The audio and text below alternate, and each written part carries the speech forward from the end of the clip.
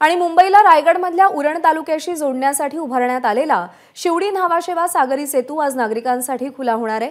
पंतप्रधान नरेंद्र मोदी यांच्या हस्ते या अटल बिहारी वाजपेयी सागरी सेतूचं लोकार्पण केलं जाणार आहे। या मार्गावरती एकेरी प्रवासासाठी 250 रुपये टोल आकारण्यात येणार आहे।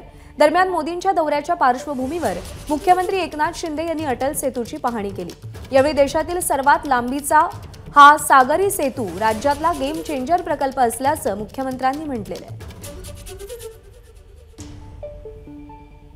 हा समुद्रावरचा